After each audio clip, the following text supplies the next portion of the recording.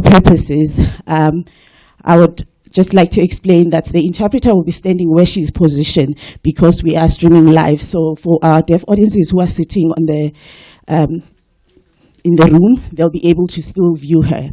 So that's how we will proceed for the day.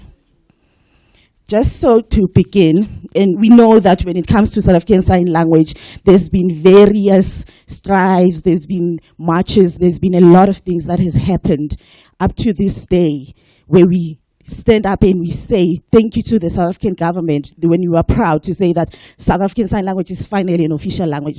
And it didn't just happen. It's because of various organizations, deaf organizations, including other organizations who have been involved throughout the process. It's never been easy, but it's done at the end of the day. Regardless of how long it took, everyone who has been involved is actually welcomed today, and whether they are here today or they are not here, but we appreciate every effort that has been done up until today.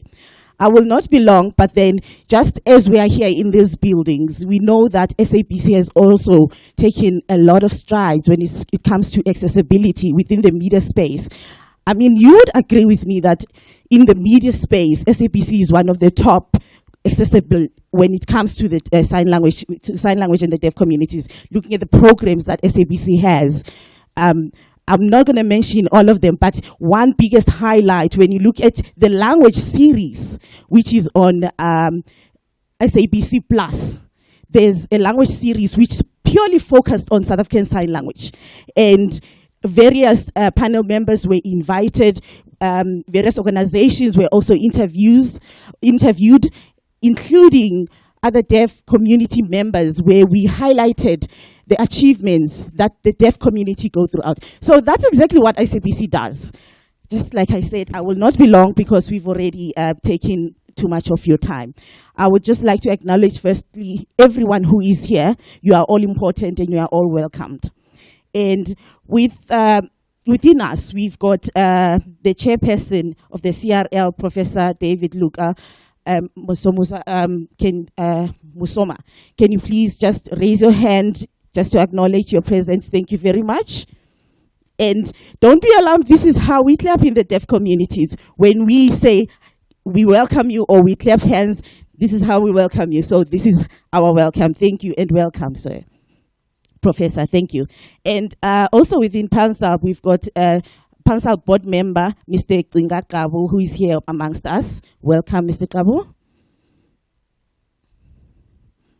Thank you so much. And we also have the executive head of languages, Mr. Dantile, Mr. Julius Dantile, amongst us, who's amongst us here. Welcome, sir. And on the NCPD, we have Mr. Gabriel Wolfman, who's amongst us. Welcome. From the South African National Deaf Association, SANDA, we've got the Chief Executive Officer, Mr. Jabulani Blose, who's amongst us. Welcome, sir. From DEFSA, we have got Lorato Rasebapia, who's also with us here. Welcome, ma'am. So today we're going to have a very enlightening discussion because of, like I said, with all the different organizations that has been involved throughout, we are here to celebrate. This is an achievement. This has never happened, actually. It's the first time it's happening in our country, whereby deaf people are now looking forward to having all the accessibility in government institutions, in private institutions. So that's why we are here to actually talk about it and celebrate more than anything. So if there's anyone that I have left out, just apologies in advance, but I will make sure that I introduce everyone. And also to all the executives of SABC who are amongst us, I would like to welcome everyone who's here today. Thank you so much. Just so as we begin, I think I can just take my seat right now. So as we begin with our discussion, from the CRL, Professor, if you can just highlight us on, I know that a lot of people know the responsibilities of what CRL does, especially when it comes to languages, which is why we are here. So I would just like you to just bring us down and take us through of the achievements and challenges and everything. Share us the moments that have actually been the highlights of CRL when it comes to the promotion and the accessibility of sign language up to this point where it is now official. Over to you, sir. Thank you so much, Madam Program Director. I would like to acknowledge the presence of the representatives of stakeholders and organizations here who have come really to celebrate one of the milestones in the history of this country, namely the recognition of South African Sign Language as one of the 12 official languages in our country. As you know, our responsibility and mandate is really about the promotion and protection of the rights of cultural, religious, and linguistic communities. When it comes to the issue of language, the Constitution provides that no single individual from cultural, religious, and linguistic communities should be prohibited or denied the right when it comes to the language to use their language. Now, as a commission, our protection and promotion is to ensure that the language, which is both a gift to be celebrated and a heritage to be embodied and preserved, must be exercised. People must be able to use it. We have just released a report of our investigation on the use and also the provision of treatment of languages equitably and the parity of esteem which is necessary for each and every language. We have found that the departments that indeed are doing their bit, and we have mentioned in our report, Department of Education, Justice, SAPS, the Arts and Culture in Cape Town and other places, where they're really using the language in the manner that allows the people to have access. Now, the challenge we have, even after accepting the 12th official language, is to what extent will people be accessible to the use of this language and enjoy it when it comes to communication by organs of state, departments, universities, schools, courts, whatever. Because we have realized that for almost 29 years, only 2 languages enjoy the sort of pronounced use, like English and Afrikaans.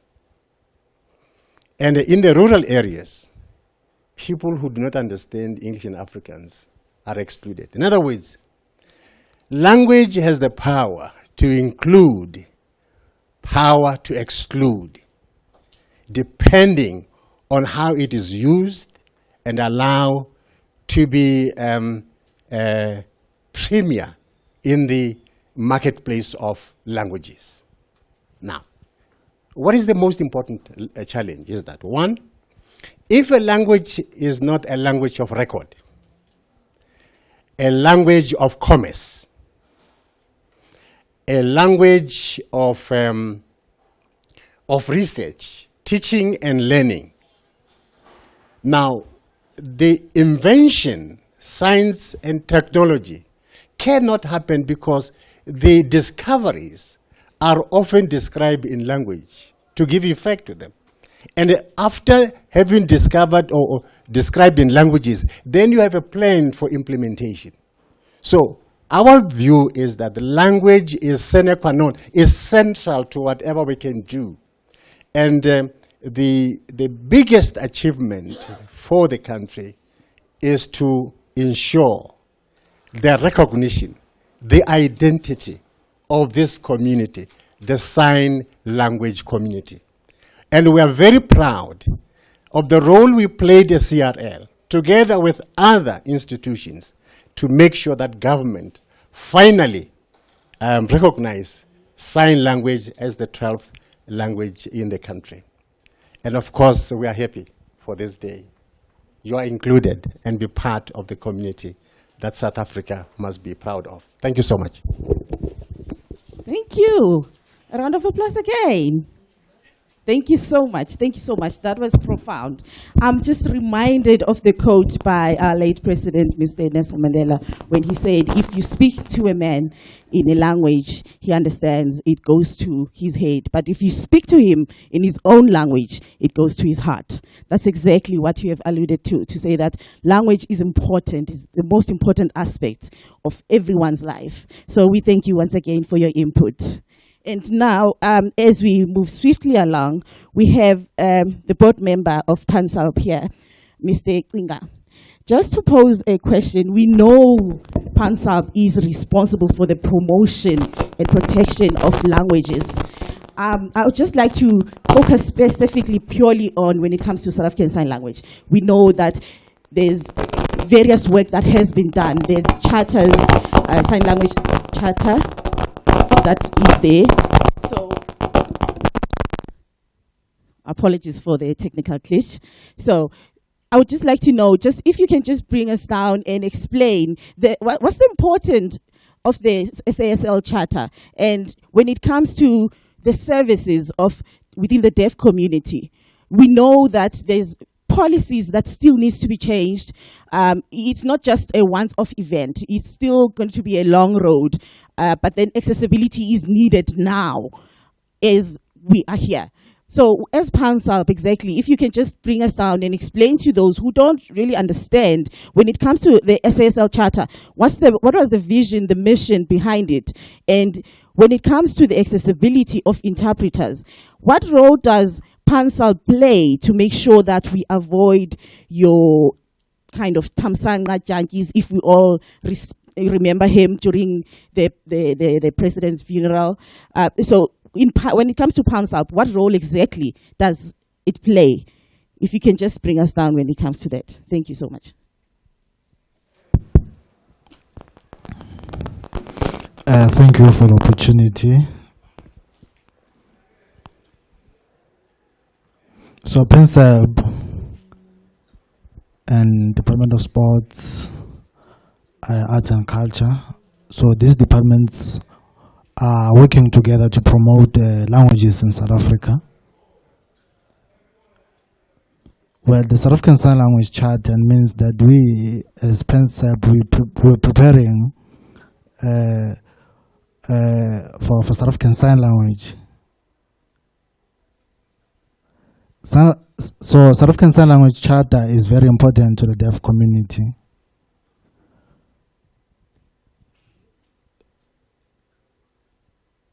So, for example, Xhosa, Zulu already are official languages, but what about South African Sign Language? So,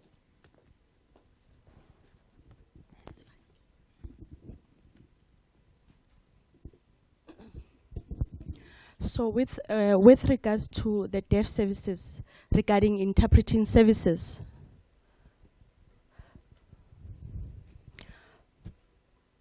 so this charter, SASL Charter, was established in 2020, and it was launched then for the deaf community.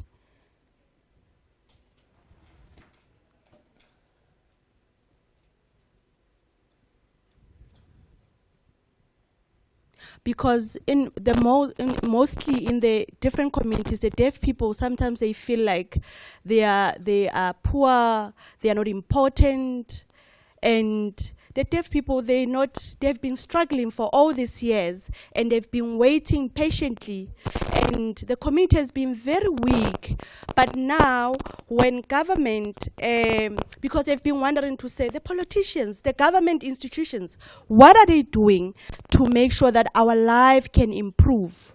But then you see, now that South African Sign Language has become the 12th official language, deaf people, they feel very energized. They feel recognized as well as a community. And they also see that now interpreting services, they are in all these institutions, whether as a deaf parent or wherever you are, in any area where you are as a deaf person, they now feel that they are being catered for. And we do see that even PanSALB needs to stand and make sure that they fight and make sure that deaf people are also mainstreamed in different institutions. So this fight has to continue. Different institutions such as university, colleges, deaf education as well needs to be improved so that deaf people, they can have their role models. And even with regards to interpreting services, it needs to be there in the education institution. Then these services can be open for deaf people wherever they want to go, whether they want to go to the universities, to the colleges, wherever they want to go, interpreting services have to be there. And in terms of sign language development as well, it should not be hearing people, but deaf people needs to be able to develop their own sign language. And another thing, because previously we had apartheid separation, deaf people had their own dialects because of the history. But now that sign language has become the 12th official language, we now have to standardize the language. And we have to bring all these regional dialects and make them to standardize the language. It's important for the language because this South African Sign Language Charter shows that we have to promote the language, make sure that the language is promoted and deaf people are recognized in different institutions, educational institutions. So they should not be rejected in those institutions. So we want to build role models and be able to work together with other community. And yes, we have to take step by step to make sure that we improve. So we're hoping that even interpreters can also become one and be able to interpret one thing, not to use different dialects. Because also with regards to the NLB members, because now they are also responsible of developing the sign language terminologies. So, for example, we have this big milestone with regards to the national anthem that we have just did as the community, and deaf people are able to now copy the national anthem and sing one anthem across all provinces. So this is what we need. Even in Parliament, we have to be recognized. Also, NID, they've also launched their South African Sign Language Dictionary with the terminologies and so on.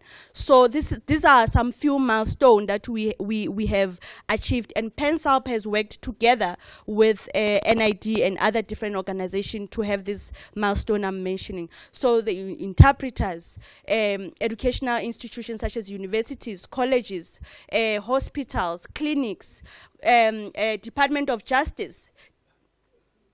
What is important is that the NLB members need to give them information, background, explain about the deaf people and the culture. And what is also important is that when this kind of events are being organized, a deaf person has to be there. Self-representation is very important. So if they invite a hearing person, that hearing person have to work with a deaf person as well, because we need to decide for our own. So also with the PanSALB members, they are the one who are able to advise in terms of different logos, or also even different training as well, to teach in terms of how to teach a deaf child. Because sometimes you even find teachers who have different concerns to say, how do we sign this? They do contact Ms. Blosse and ask for advice on how to teach deaf children, what are proper vocab, what is the background, and so on. So PanSALB has a very huge responsibility. The NLB members are participating in different things, and we also work with NID, we work with coders, children of deaf parents. We work with these different organizations, even the coders as well, because coders, they know sign language very well because they are coming from a deaf background because of their parents are deaf. So the coders also need to make sure that they work with the deaf community. They should portray a positive attitude, and let's all work together. But then, and also to make sure that we work and promote deaf and the language. So this is very important. But then what we have to take note is that for deaf a sign language, deaf people must be a priority, and hearing people can come in and assist.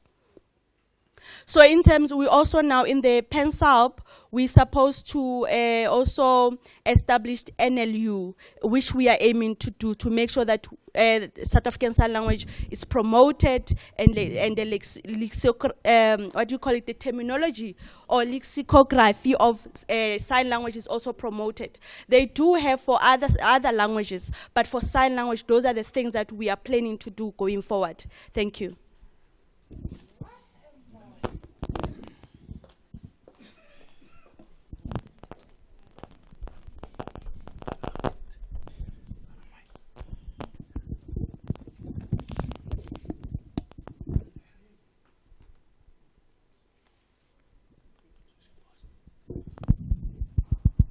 Testing.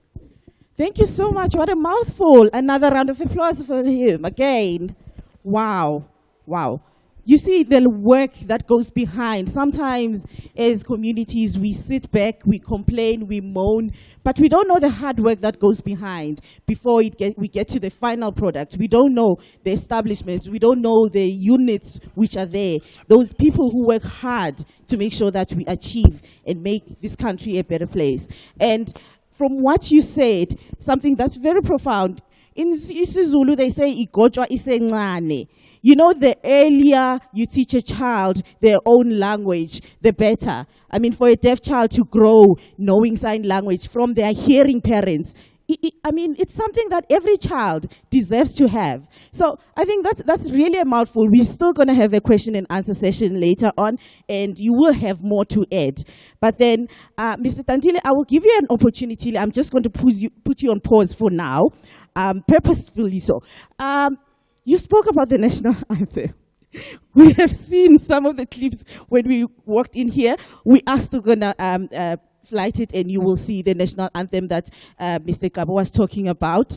And if we can just, I don't know if Mr. Sandile is around, if you can just pause for that, because he has highlighted on the point of the national anthem. I do understand that it's something that we were supposed to open and start with. If our technical guys are ready, perhaps they can just show it to us. Are we ready? Okay. Here is Mr. Sandile walking in. Do give him a round of applause. In just a second, because I mean, when it comes to national anthem is something very important. It's something that we should be proud about as South Africans. Every other country has a national anthem which represents themselves as a country. So when we have our own now in South African Sign Language, then that means, I mean, it's great work when it comes to PanSALB. Are we ready? If you can just take a moment just to see exactly what Mr. Kaba was talking about.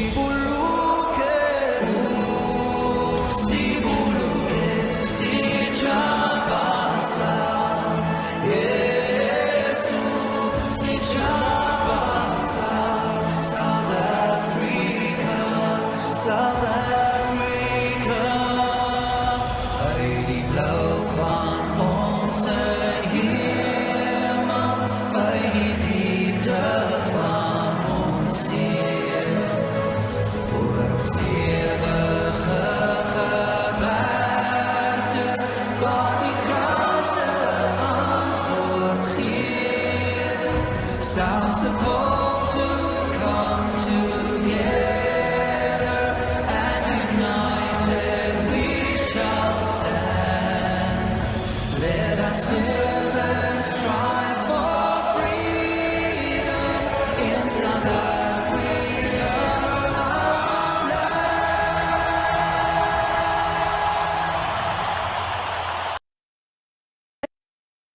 a standing ovation. If we may, just stand, just to applaud. This is proudly ours, our own South African Sign Language National Anthem. South African National Anthem in South African Sign Language. Thank you very much. You may be seated. Wow. You see, exactly, when they say we are united in diversity, we are diverted in unity. We are, however that they say it, but as diversified as we are, our national anthem, our rainbow nation is what unites us together, regardless of our skin colors, our background, your economic status. We are still all one when it comes to South Africa. And great job. Well done when it comes to, and I'm sure you may have seen a face that was on the national anthem, which is the next person that I would just like to tag along and bring along into the discussion, Mr. Gabriel. I'm not sure if he would like to take this seat here. I would offer him my seat. If you'd like to take this seat in front. Just before you do that, I would just like to know if you can just run us down on the whole participation when it comes to the preparation, getting the right structure of even getting to when it comes to signing the national anthem, and how much time did it really take when it comes to making sure that all South African people, deaf people, hearing people, learn this national anthem. I'm just going to spot you now only on the national anthem for now, but you're welcome to add more because we are here to celebrate, and this is all about South African Sign Language. This is all about the officialization of the language, which is the greatest achievement. So I would just like to give you an opportunity. If you have anything that you would like to add, furthermore, when it comes to the accessibility, and we know that the NCPD also works a lot, and there's a lot of work that they do. It's not just only throughout disability, but when it comes to deafness specifically, the accessibility, the work behind NCPD. So if you can just try and bring us down when it comes to that. You're welcome to take my seat. I will just give you an opportunity to come in front.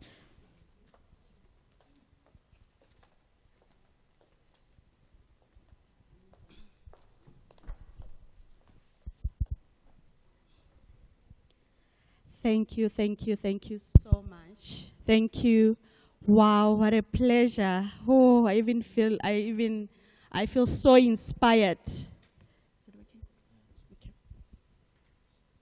So, talking about the national anthem in South African Sign Language.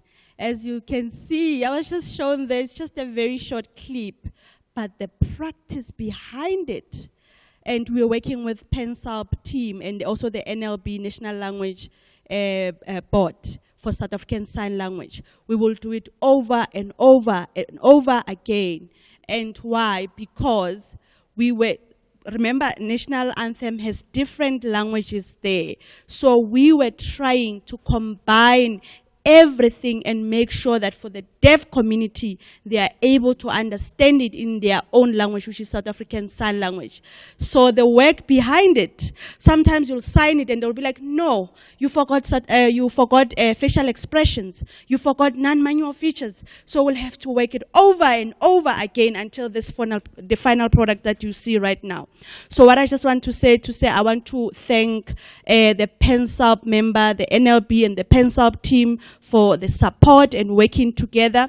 So with now National Anthem, I'm done. So with the organization that I'm coming from, NCPD, I've been working for many, many years. And I've shown a lot of commitment. Because what we see here, we see a lot of different companies with disabilities.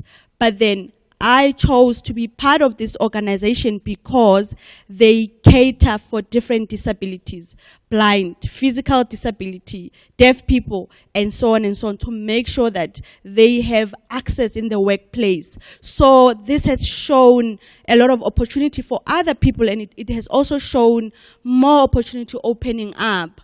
I have worked with different interpreters. I have seen my director learning how to sign, me being invited in different interviews, and even the interpreter being there. Because what we have seen after South African Sign Language being the official language, what we see is that interpreters are always appointed in all these different interviews, because previously if you would go to a work interview, you'll not be able to understand what it means, what does this mean, and so on and so on.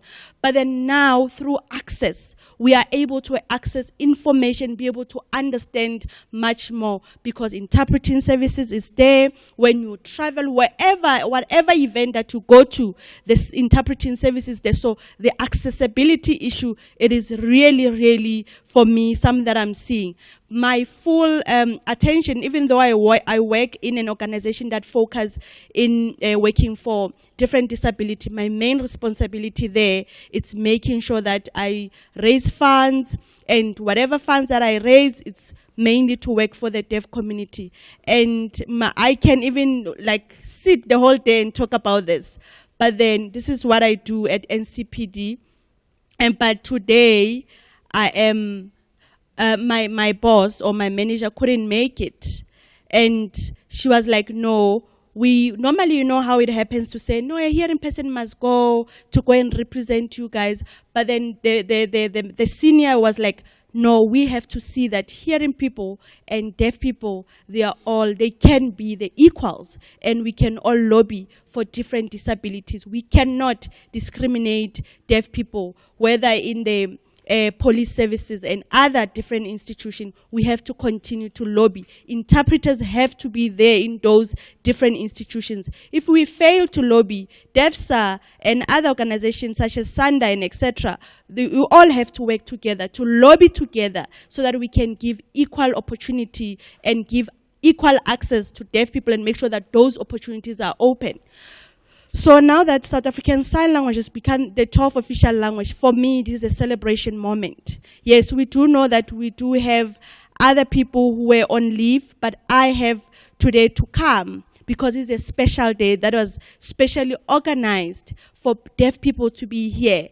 You know, even PanSALB to be here and other organizations. So far, we're saying we'll still continue to lobby to make sure that more doors are open for deaf people. So that one will have to continue. So I also want to say thank you to PanSALB and to everybody who's being here and making sure that more doors are being opened. So I'm hoping South Africa, the whole world, to hear what we are saying today. And I want to say thank you for this event. Thank you so much.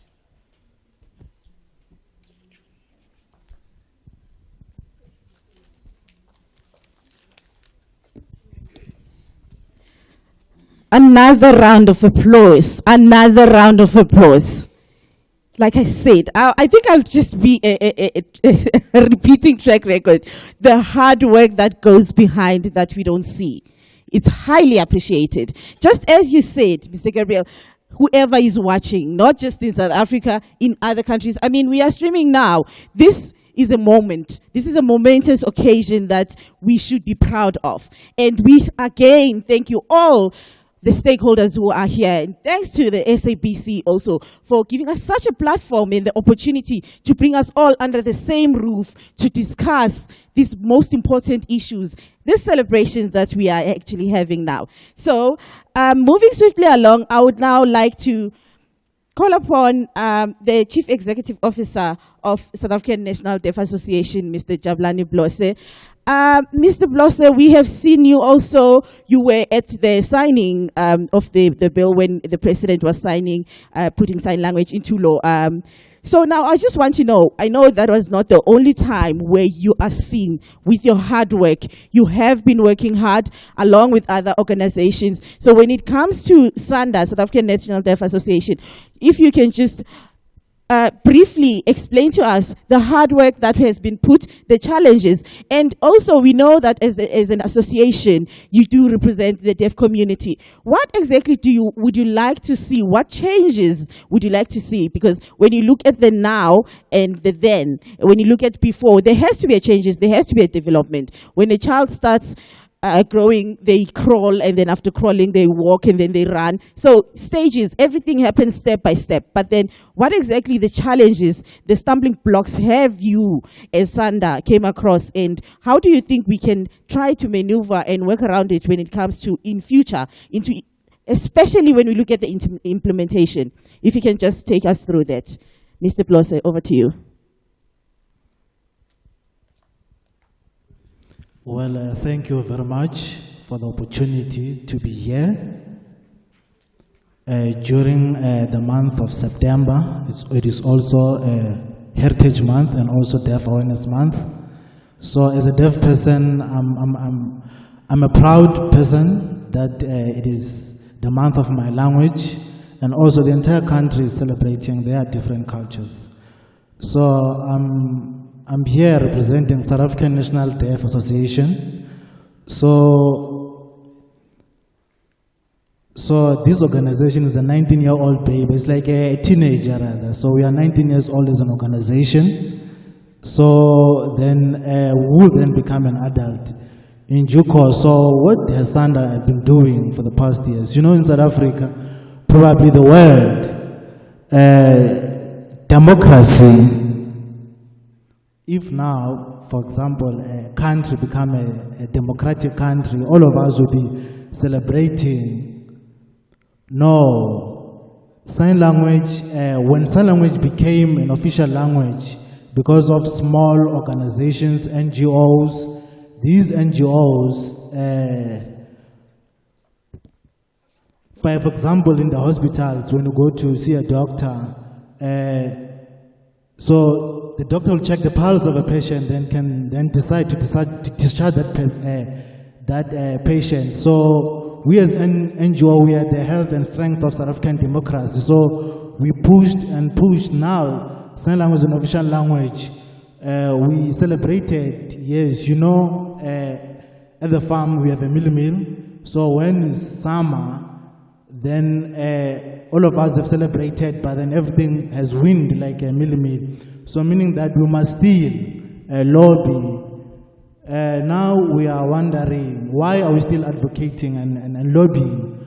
For example, as a deaf person, and then sign language is an official, it doesn't mean everything automatically has been fixed, that there will be access, no. So there are still challenges.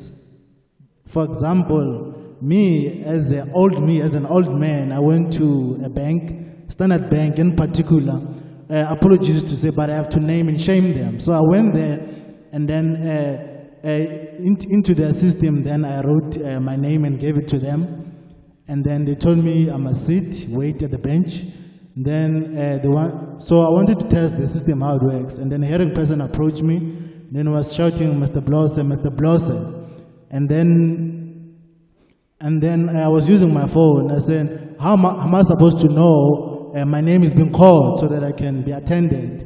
Then the hearing person said to me, I'll call your name, it's fine. Then I took my seat again. Another person came and then said, Mr. Bloss, Mr. Bloss. And then I went, then I said, so as a deaf person, so I introduced myself that I'm deaf. I wrote, so can you write a little? Then the hearing lady then didn't want to write, just kept on speaking and speaking and speaking. So I said, no, sorry, I explained to you that I'm deaf.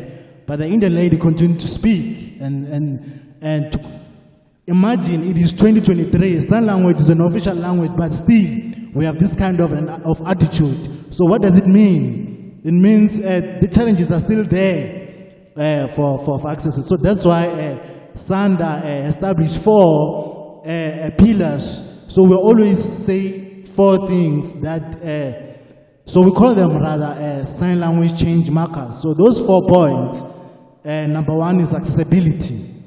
Anything that we do, ask yourself, does deaf people have access in that setting? And also, how do I understand accessibility for you? The deaf person comes in, is there access for that deaf person? So is there a physical sign language interpreter, or do you need a remote interpreter to be connected by technology? Or so those in that organization need to decide.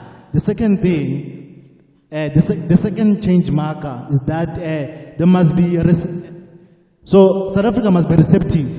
So I explained to the Standard Bank person that I'm deaf, and then they still continued to speak. So meaning that lady was not receptive to me. So when a deaf person says, please, I need to move because there's a light, or I need an interpreter to sit in front. So I need that and that. So hearing people must be open to listen to a deaf person, to actually accept what deaf people want.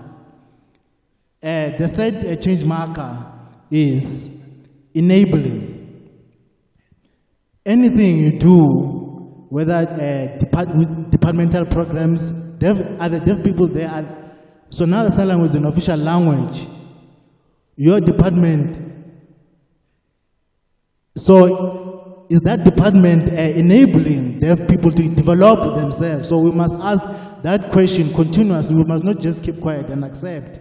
So we must ask, if then you set up a program, is that program enabling to deaf people? How does it enable deaf people? The fourth change marker is that it's socially just. Social justice. So anything, is it fair for deaf people? So to exclude deaf people, to say there's no interpreter, please, and then accommodate or appoint a hearing person. No, so everything we do, it is that government needs to be socially just. So if I ask ourselves as South Africa, what are the challenges? So the attitude of South Africa needs to change. Yes, it's a gradual process. Remember, democracy needs constant, so we need to monitor democracy, not just, so change is not automatic. So for example, now when Sandra comes into the door and then, no, this organization is an irritating organization. Yes, I'm irritating because I have one thing that I want to see South Africa equal for deaf people. So if you call me irritating, then it's fine, but I will knock at the door and I will write a letter and I will email to you until you listen and then sit with us so that there's a change of attitude and change of environment that accommodates and accepts deaf people. That is important in South Africa. So sign language is an official language. Yes, it gives us just one step, like leverage. We can then say no. The Constitution now is recognized sign language. It empowers me. Then I can now demand my right to acknowledge me. I'm here. Before, what normally happens is that deaf people, when they sign, they will sign with confidence. But then when hearing people, then will sign just, they will say we are signing monkey signs. But now when I tell people no, this is an official language, not a monkey language. It is. So it has equal status. So it's a choice whether to learn or not, but it is official. What does it give me as a deaf person and a deaf community? It gives me confidence that I'm a new person. Also it gives me time to heal. I need to heal as a deaf person. The deaf community needs to heal from discrimination for many years. So now I feel like I'm a new person, I'm confident. So allow me time to heal. You, government, also must listen. My concerns, what I need to express or take out, how so far I've been perceived. So our work as an NGO, it is clear, it is very clear, it's clear cut. Each department, whether education, there are clear cuts that we need to do. So is deaf education so far been good? No, for us, for deaf people, so we want the department to come and listen to us so that a new chapter can be written for deaf education here in South Africa. So we are happy, but then it's a process. Technology and hospitals. Do you know how many interpreters we have in South Africa? Is it 500, 300, 200, 100? So what must happen now? Who is responsible? I'm not saying that we must demand or we must fight, but let us be receptive. Listen to the deaf people. What must happen to empower them to develop to be a strong deaf community. So to these different government departments and sectors, so need to come with a plan. There must be a new budget, annual performance plan, 5-year strategic plan. So it must have elements that's how South African Sign Language will be empowered and to be developed. We can see that whether in 3 years or 5 years time. So here at Sanda, so I'm not alone, no, at Sanda. So we have partners, we have stakeholders. Sign language became official not because of Sanda only, many hands helped, many voices helped. So we continue same, but we continue with the same attitude of helping to make sure that South Africa becomes a beautiful South Africa for the deaf community. I thank you. I thank you. Round of applause, round of applause. Wow, that was a mouthful. That was certainly a mouthful. And I know I forgot to introduce our sign language interpreter, and a special thanks to the hard work that they do. I mean, sign language interpreters are always the forgotten ones. Even on the thank you speech, on the vote of thanks, interpreters are hardly ever acknowledged for their hard work. So for everyone who is here, all the sign language interpreters who are here, we appreciate and we value your work. And when I did the introductions earlier on, I have to mention also that amongst us, we also have the Commissioner, Commissioner Dlamini from the CRL. And because I did say that I will be introducing as and when throughout the program. So you are welcome, sir. If you can just give him a round of applause, and we still welcome you and thank you for engaging and into this conversation. And you know, they say if you walk into a room and you are a hearing person, you walk into a room, everyone else is signing. Who's disabled there? The environment disables the person because you are the disabled one. When you walk into a room, everyone is signing and you can't sign, you are the disabled one. So it's not that one is disabled. It's the environment actually that disables the person. Because if you walk into a room, everyone is signing, you also sign along with them, then we are all equal. There's equal access. We understand each other. So let's make sure that the environment in everything that we do, the environment is accessible. And another thing that I would just wanted to add, amongst us, we also have other various organizations, stakeholders.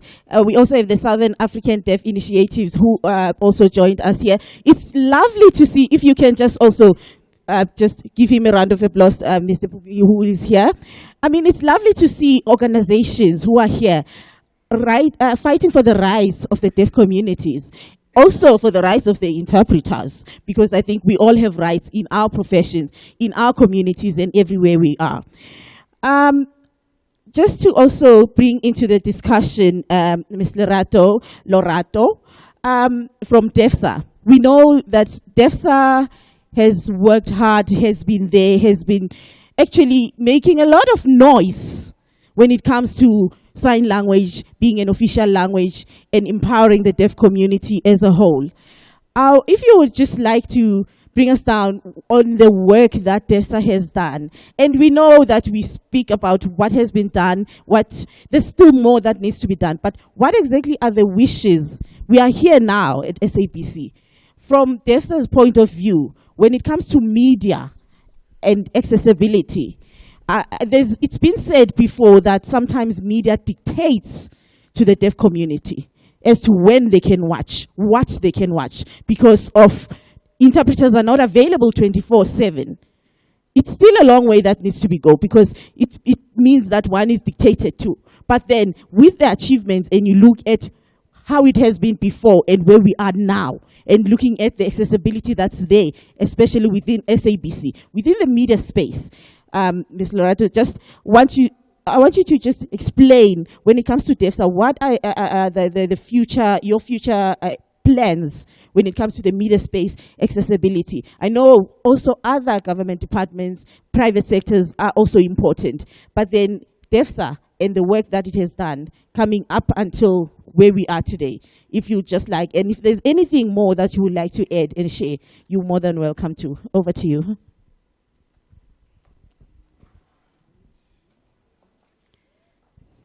Thank you, Fortune.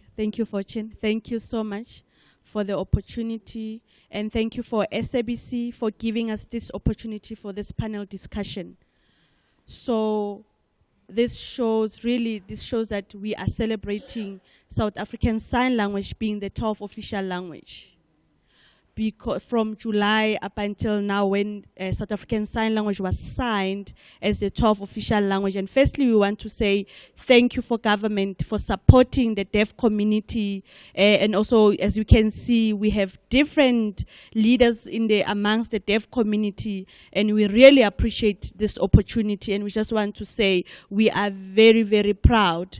And as South Africa, now that South African Sign Language has become the 12th official language around the world in African countries, we are the third one. We are the third one to be able, that South African Sign Language has been recognized as the official language. We have Ghana, Uganda, and now South Africa. So in terms of DEFSA, I cannot forget, just looking back, in terms of South African Sign Language, how it has grown from then up until now. Remember, we were not working alone. And at that time, some of us were not even there, and we don't even know what happened in terms of amongst our families, those families who had the deaf people, and how they developed their own Smallanyana sign language in their families, and how it has grown from then up until now. And also during apartheid, when there was separation, we had white deaf people who didn't really support sign language at that time. They supported oralism. The deaf people, they would maybe sign in the corners because they were not allowed to use their hands to sign. And sign language was also labeled as a monkey language. You know, as Mr. Bloss has already mentioned, to say when deaf people would sign, they'll be like, this is monkey language and so on. And really, sign language is a true language. It has its own linguistics, it has its own grammar, its own structure, and it's a language on its own. So for deaf people to communicate, they need to have this access. They need to have access to their own hands, use their own non-manual features in order to communicate. And then also in terms of just, and again, going back to history. So with the black deaf schools and the black people, yes, they were allowed to sign at that time. So, you know, apartheid time, the system, how it was, there would be those local places like KZN and other areas in Western Cape. It's mainly another race there because of the apartheid time. But then later, when we achieved democracy and freedom, and all of us, we achieved this democracy, the deaf children, the deaf community, they came together. They started now to have language contact, to be able to network and be able to share different dialects amongst themselves. And now we see South African Sign Language. And wherever I can go in any regional area around the country, we do see now that we are able to understand each other. Yes, as we have already said, that South African Sign Language has its own dialects. As any other language, it has its own dialects. So I must say that South African Sign Language, we have a very rich history, and because we also have old sign language that needs to be captured.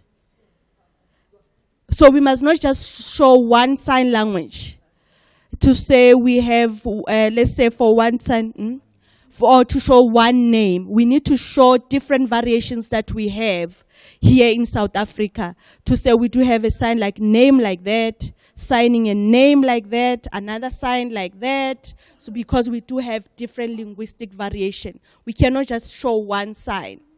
I'm sure here in South Africa, even the people around the world, around here in South Africa, they do have their own language variations. So we cannot just say sign language has one terminology or one vocab, or it has one to say this one is a Zulu dialect, this one is a dialect from a certain region. We need to leave all that behind, and we should not be South African Sign Language should not be influenced by spoken language. So in terms of DEFSA, the goal of DEFSA is to make sure that deaf people in their own, as individuals, because deaf people, they are not homogeneous. They are all different. We have deaf people, we have deafened, hard of hearing, we have deaf and blind. We have to be inclusive for all these different groups to support all of them and make sure that they have access to their rights. So DEFSA have different strategies and different plans going forward to the future. And what is the main important thing here is to make sure that there is access. For an example, when in terms of when a person they listening to the radio, how is that person going to be able to access? If there's marketing or there's something that is being recorded there, deaf people have to have access. So there has to be a sign, even for an example, if there's an announcement that is being spoken, sign language needs to be there, an interpreter or something that is signed to give access to deaf people needs to be there. Also with regards to deaf education, I must say that is the main root of the problem, the deaf education, and it makes me very sad. For me, as a deaf individual, I have a degree, but so far we're not seeing a lot of deaf people improving in terms of their educational improvement or becoming professionals. So in terms of the educational system, we also have to go back there and really make sure that deaf people can have access. So we have to think, what is important is a deaf child. This deaf child is very important because most of the parents, they don't want to learn sign language, especially a deaf child that is born into a hearing family. All of us who are here, we are born into mainly to a hearing families. I think 90% of us, we are born into a hearing mother and father. And our parents mainly, they don't know how to sign. So going forward, we're encouraging that also the hearing family members, they have to be committed. They have to love their children and be able to learn sign language. We don't want when we see a deaf child, they just follow people there or even deaf adults. They have to be able to follow their own parents. So this one is really a very big and important thing because the role of parents are very important. So from a baby, when the baby is born, that baby has to have access to language. And it has to be tested. So early intervention is very important. If they found out that that baby is deaf, then they have to identify the baby very early and make sure that that baby start having access to the language. Parents are also empowered on how they can learn the language and also to empower their own children for their future. So if it starts from that level and we work together, really that is going to be the cornerstone of everything. So another thing that is very important in terms of communication, we do have different types of communication. For a deaf child, what is important is to make sure that we give them, they have access to communication. It doesn't matter what the parents prefer, but make sure that they speak to the child, they teach the child, make sure that the child has access to the language. Communicate with the child, be able to understand the emotional aspect, the mental aspect of that child, their brain development and how that child develops. Because from that age, if the child, mentally they are developed, they will be able to grow.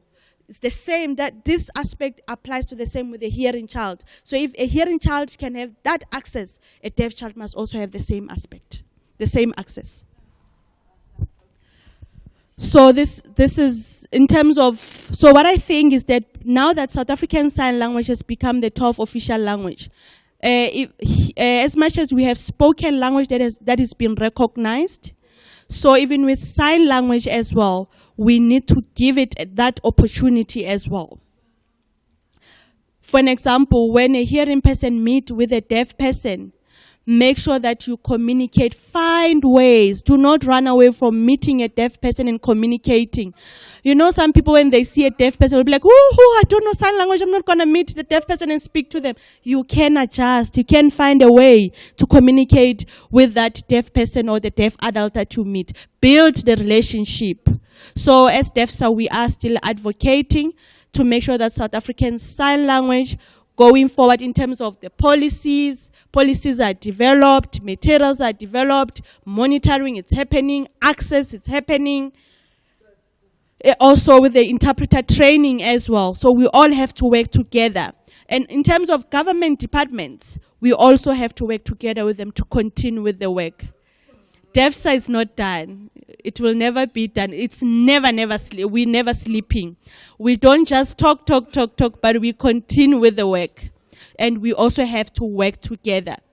Like what Sanda has already said, and PanSALB as well, we all need to work together. We need each other. If there are any projects, if we have an advocacy program, we have to partner with the interpreter organizations as well. We have to partner with everybody, with all the stakeholders. This is a long walk to freedom, to make sure that there's equal rights. And remember what Mandela said in his own life. He said, it's a long walk to freedom. So now, as South Africa, we do have our own democracy, but it is still a long walk to freedom, to achieving the equal rights and making sure that there is social cohesion. Thank you. A huge round of applause. That was a mouthful. That was insightful. That was informative. That was wow. That was wow. Previously, I did say that I will give an opportunity to Mr. Julius Dantile, who's the executive head of languages at PanSALB. He just as when we're wrapping up our whole conversation, I would just like to know and find out from you, when it comes to PanSALB and the work that they have done, we know, and everyone has said, and including what Mr. Gabriel also alluded to when it comes to PanSALB and the work behind that has been done. What would you like to see going forward? What are the implementation strategies that you have for South African Sign Language now that it's official? What going forward? What can we expect? What changes are there? What are the plans that PanSALB has? If I can give you that opportunity.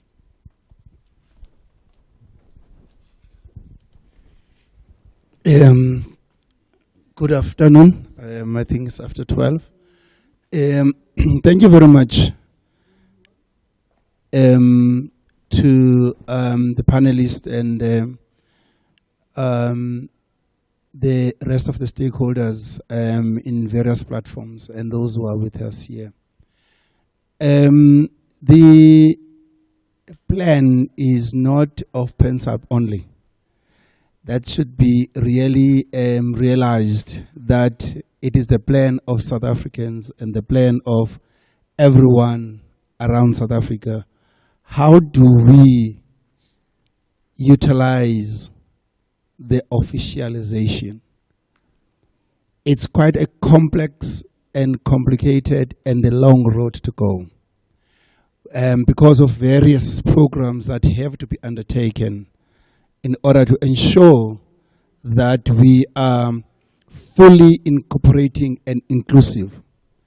The panelists have highlighted a number of areas, including some of them in the context of education, which is primary in terms of what DEFSA have said.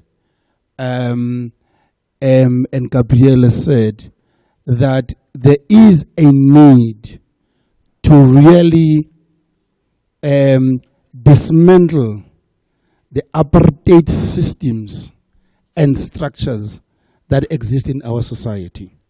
Now, I'm talking about physically of them. If you go to any 48 schools of deaf across the country, they were built, created, as an environment of dumb and dumb, put them there. They are barracks, they are kind of prisons. We have to really break those walls. The physical ones, then we get to the non-physical ones. And that is the process that we have to do.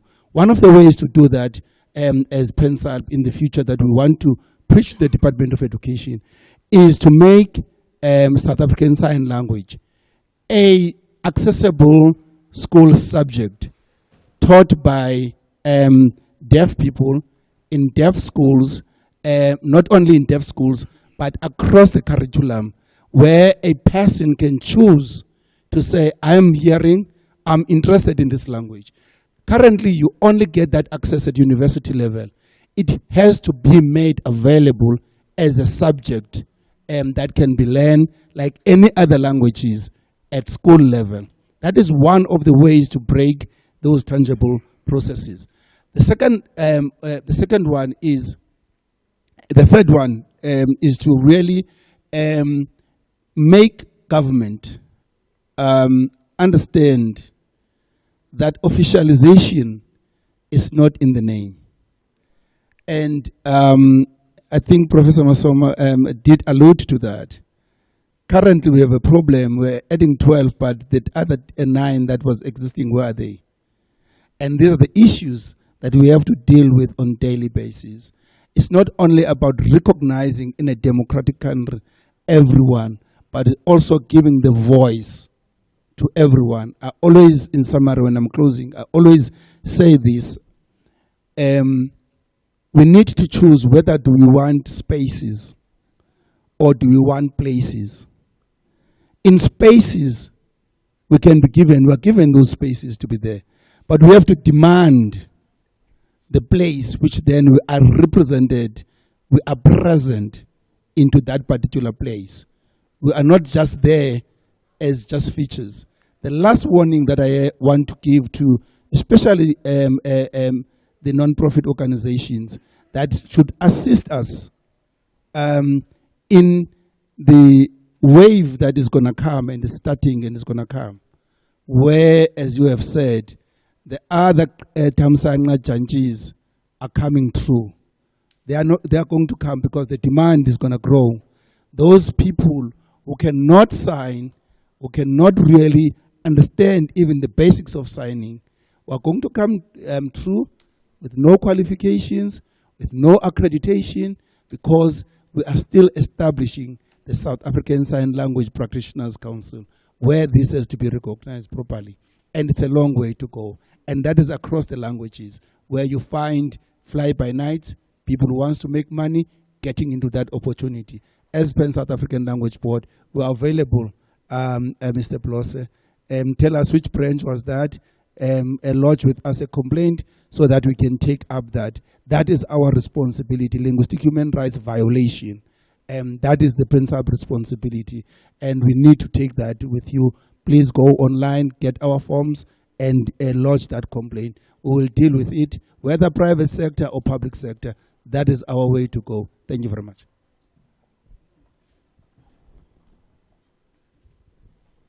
We are now heading to another round of applause. My apologies. Yes, thank you so much. Thank you so much. And now you know exactly where to go. If you do identify some Janjis, if you do see other fortunes who are there and they are not providing professional services, you know exactly PanSALB is there. Go and lodge that complaint if you do see something that's unfounded. So now we will be heading to our question and answer session, which is very important and critical part of this session. But then I will not deny the opportunity for Councillor, for our Commissioner, sorry, my apologies, for Commissioner Lamini. He just wants to say his parting ways when it comes to this panel discussion and everything that has been said. We are pressed for time so that we can just quickly get onto our question and answer session. If you may just add as your parting shot. Thank you so much.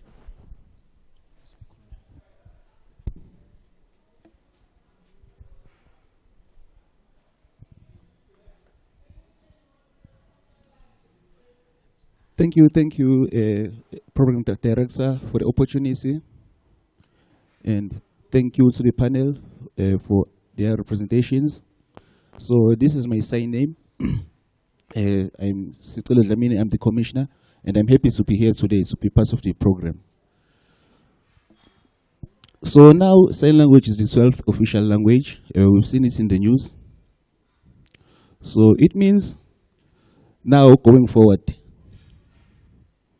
it will be our responsibility to keep on going out to the community, tell people to continue using sign language. They must not rest. There's no time to rest now. So we must work. Work is starting now to all the stakeholders and organizations.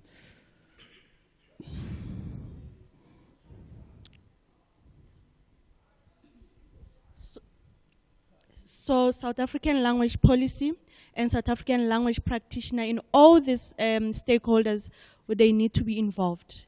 And also in terms of the accreditation. And to say what will happen going forward. Different organizations and government, they need to start to work going forward.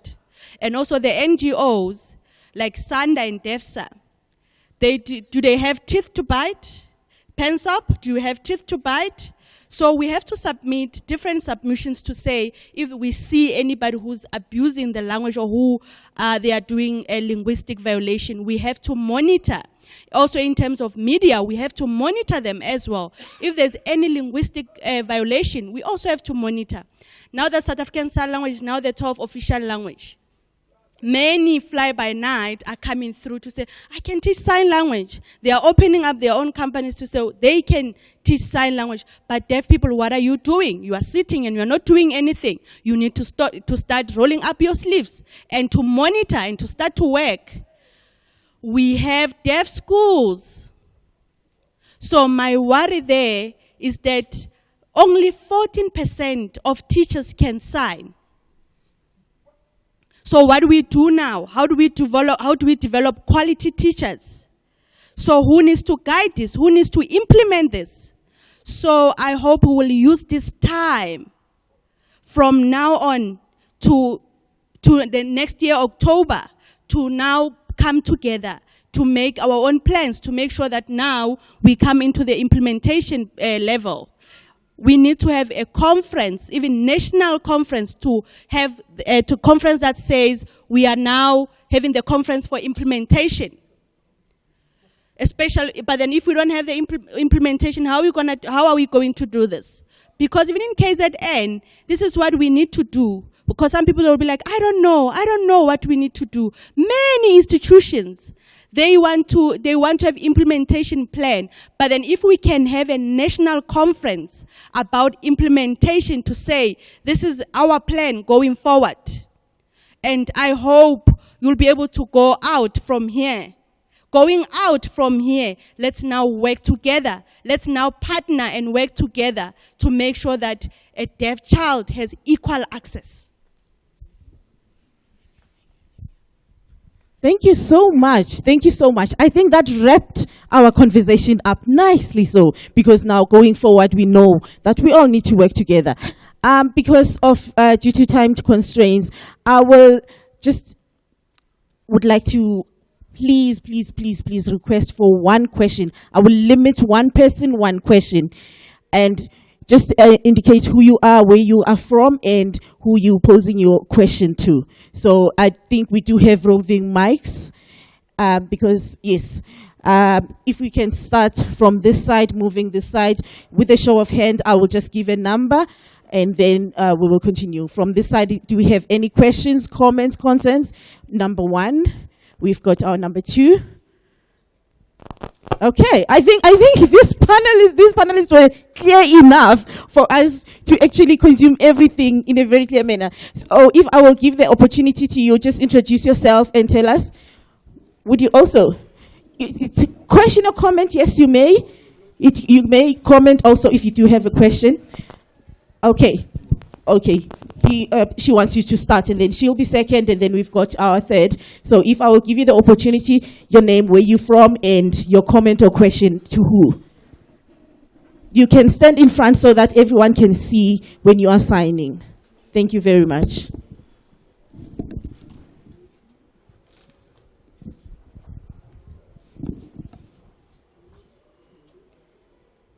Thank you for giving me the opportunity, Program Director. Greetings to the panel members. Thank you so much. South African Sign Language. Now, people are looking at it to say, okay, we do have different languages, but South African Sign Language, like the sign language has Xhosa, Afrikaans, or do we have to use the same language? Do we have to sign and speak Zulu, or do we have to sign and speak Afrikaans? So what do we need to clarify to say that leave the other spoken languages aside? South African Sign Language is a language on its own. Let's stop influencing sign language, whether it's English or Afrikaans or any other spoken language. Do not allow it to influence sign language. That is a disappointment that we see. For a deaf child, for an example, if a child is coming, if I'm coming as an adult and I'm signing like this, like a robot, is it allowed? Because you are signing and speaking at the same time. You are allowing spoken language to influence sign language. So as we lobby and we advocate, because we are looking into the future, what are we teaching the deaf child? What are we teaching them? To be fluent in sign language or to sign like this, like a robot? Sign language influenced by spoken language. We need to separate the two. So we now have the document that we've been distributing for amongst the deaf community. But then now that sign language has become the 12th official language. And how are we going to start? Where is the book? Where is the translation of sign language? Maybe DVDs, because remember, with sign language, we don't have books. We have to produce, it's a visual language, so we have to produce DVDs and other visual material. For hearing people, yes, we do work with material, with books and whatever. But then for sign language, for Afrikaans, yes, you do say whatever, and then it's written. But for sign language, because for an example, if you say this word, SEP, to say, okay, what does that mean? What does that mean? And then a sign will be given to say, oh, deaf people are monkeys. And then deaf people will get very upset. So even in the deaf schools, some deaf people, they were beaten. They were not allowed to sign. They were allowed to practice oralism. And remember, for a deaf child, it was very difficult to do oralism. To say, when you don't understand. You don't understand what I mean. You're stupid. You are this and this and this because you don't know how to pronounce. You don't know how to do this. So what's the plan going forward? Now that South African Sign Language has become the 12th official language, what are the hearing people going to look at as? What is going to be their view with us? What are we going to do? Are we going to swim in our sign language? Are we going to be comfortable? Or are we going to stand and start producing or being more comfortable in our own sign language? So the aim here is that please let's use sign language, not influenced by spoken language. You did not introduce your name and where exactly you're from. Interpreter, if you can just voice that out. Oh, my name is Devi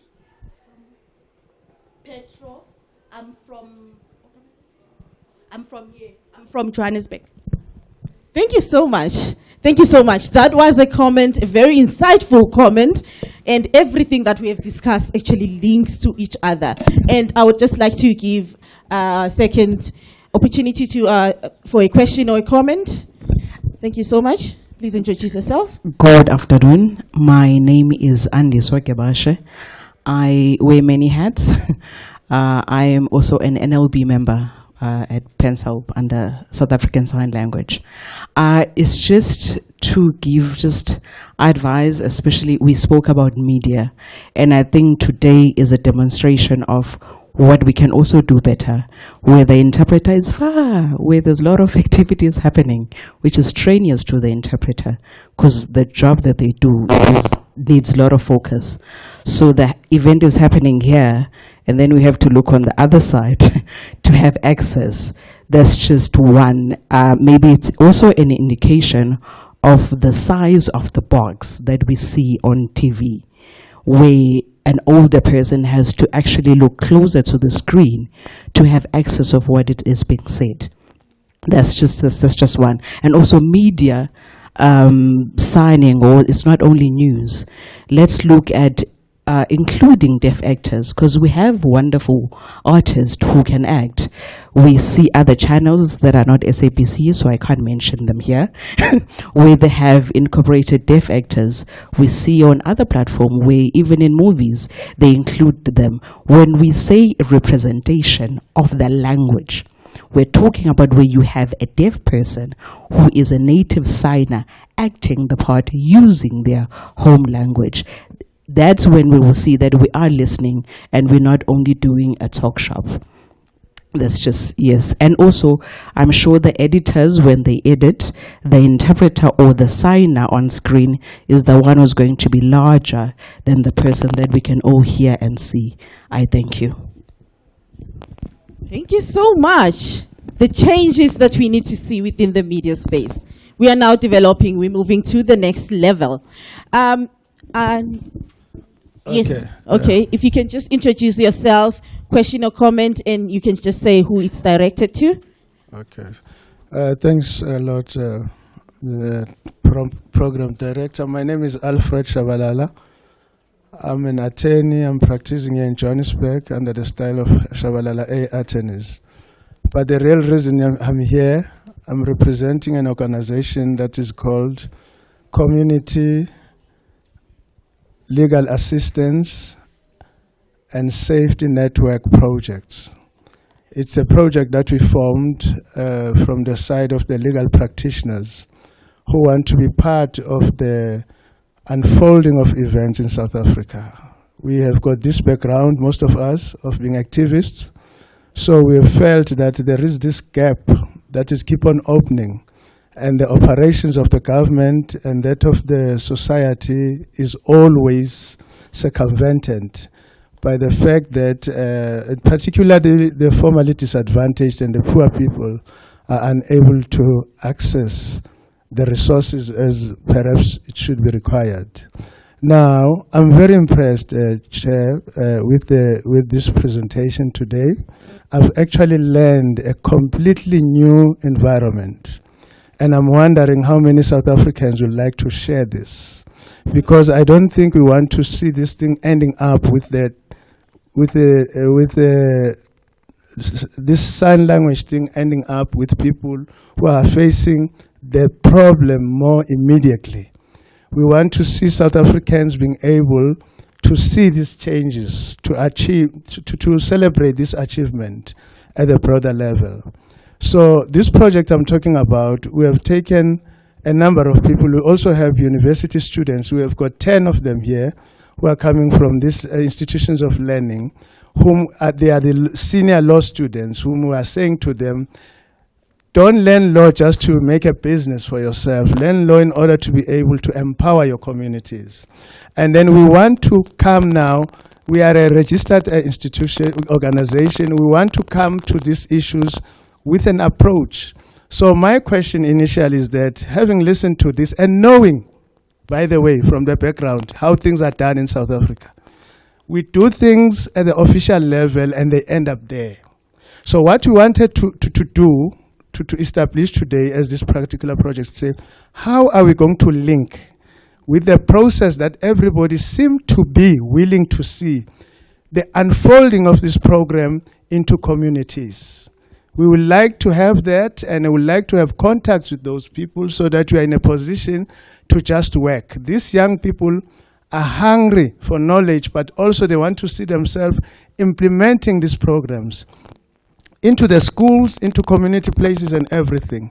I'm very impressed with Commissioner Dlamini, in the manner in which you've been able to really outline your input in terms of relating to what we should do as achieving the practice part of this information.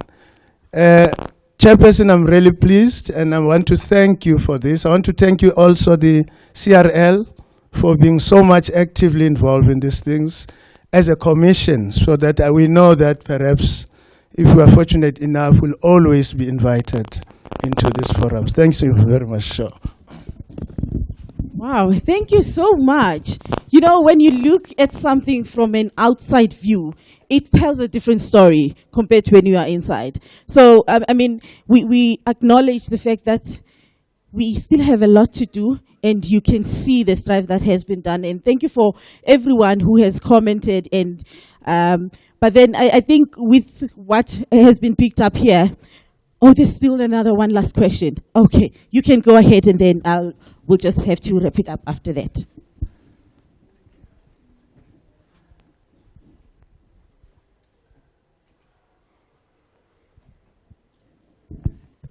Dumelang kaofela, naka lebitso ke nna Pule. Ngingumcwaningi wezilimi zesintu, and I'm at the Department of Sports, Arts and Culture in the National Language Service. I just have two questions. The first one is, during the anthem video, I just noticed as soon as the English and Afrikaans parts came in, that's when Gabriel Hoffman came in. So I know people are going to comment about that. Maybe there can be more of like mixing it up, where because I think the second question is to the panel: what do you think is the potential for South African Sign Language as a nation building tool? Because Mr. Dantile was speaking about the mechanisms of apartheid and the divisions, and I think maybe South African Sign Language has the potential to create a nation building that is breaking through the ethnic and racial divisions, because it's something that we can all as South Africans get behind as a national symbol.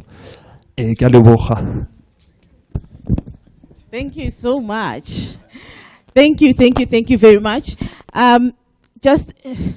Would you like to? Okay, just before we give, everyone has a right of response. So I think you have. I thank you so much, Program Director, and the comments, positive, constructive comments that were made here about the future of the sign language in South Africa. And I was very much intrigued by that question there about can the sign language become the bedrock of social cohesion in South Africa? From where I sit, it may be difficult to fathom that. Remember, part of the challenge we have in Africa is to have a common lingua franca, common language. Now, this would be a source of that common language, the sign language.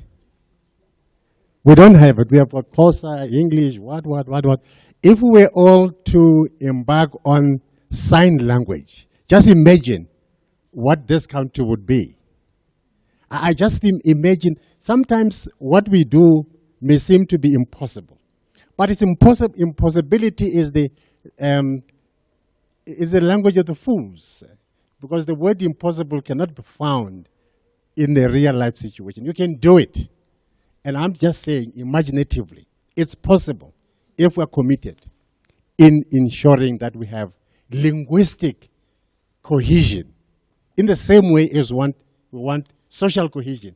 Can't we have linguistic cohesion as part of the basis of going forward? Thank you.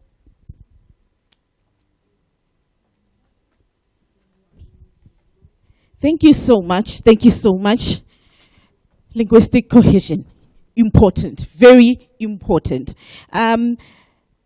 If I may, also in our presence, just to mention that we also do have the CEO of the CRL, Mr. Mafadza, amongst us. I know that I said I will be, throughout the program, I will also still be introducing each and everyone. But then we've seen that with the comments and throughout the discussions, it's been spoken a lot when it comes to accessibility within the media. And now I'd like to just give the SABC's Acting General Manager to also have a few words to say as a right of response. Thank you so much. Over to you.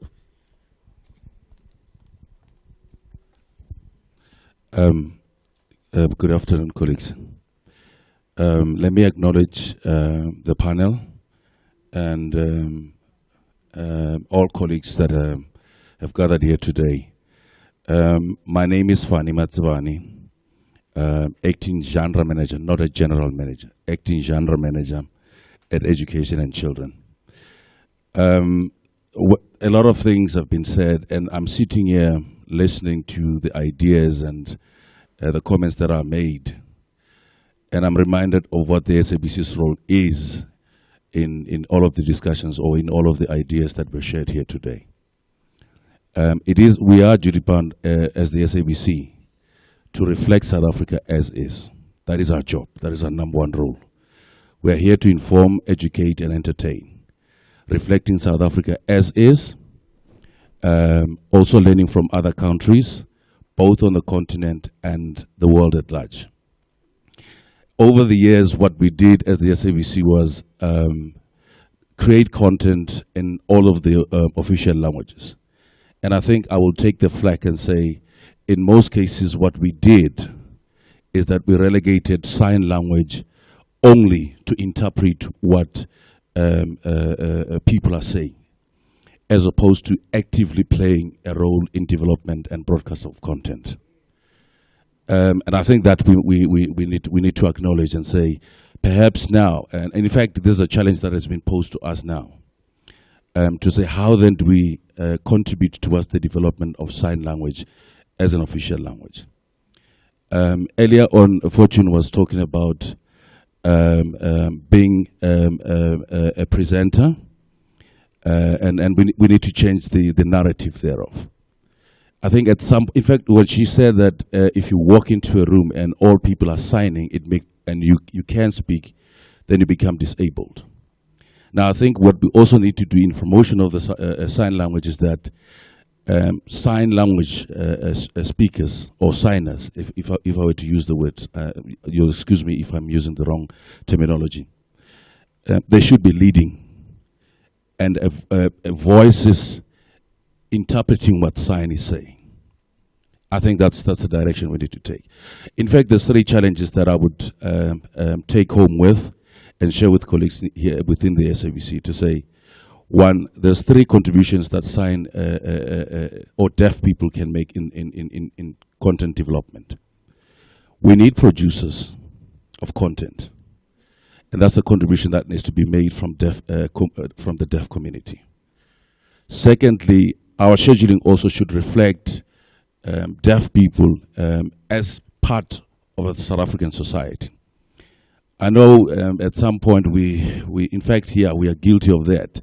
We schedule them for a particular slot because that's where they belong, and we put them in a corner. Just like any other language, just like any other content, they deserve to be scheduled at any time within the 24-hour schedule. And I think that's a challenge we're taking home. Also, what we need to do is, and which is a challenge that we're taking home as well, is we need to have sign presenters, and we voice that to interpret what they're saying. We need sign journalists who basically would do the work as any other normal person, and then the voice would interpret what they're doing. I think that's the challenge that we have, and I think that's the challenge we need to take forward as the SABC to say our contribution in developing the language and the contribution that deaf society can make in South African discourse is this, and we need to clearly define it. We are all people belonging to the same human race. We all have the same talents, same capabilities like anyone else. Thank you.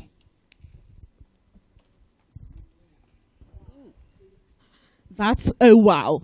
That's a wow. And I mean, I think this is what we've been waiting to hear. This is what we've been waiting for a very long time. Because when we talk about inclusivity, when we talk about full participation, the slogan of nothing about us without us has to be implemented. It has to work.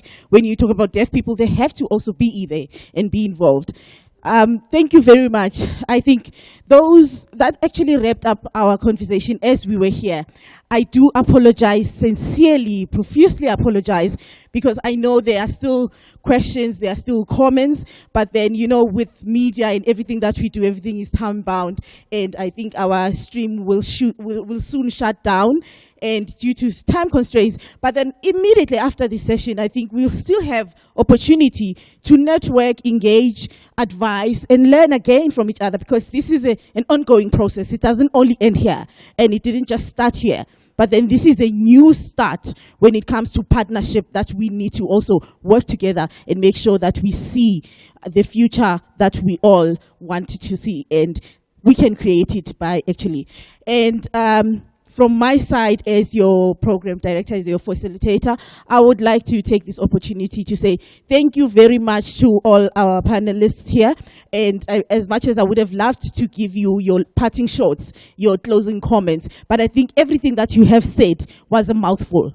Everyone has actually, you've been making notes. We're all taking something home today, something that we know will implement going forward. And most importantly, thank you to all the stakeholders who are here. Thank you to the deaf community. Thank you once again to CRL Commission, who's here, PanSALB, CNPD, SANDA, DEFSA, and everyone else for joining us. And I think this is where I will put the session to close due to time constraints, and I thank you all.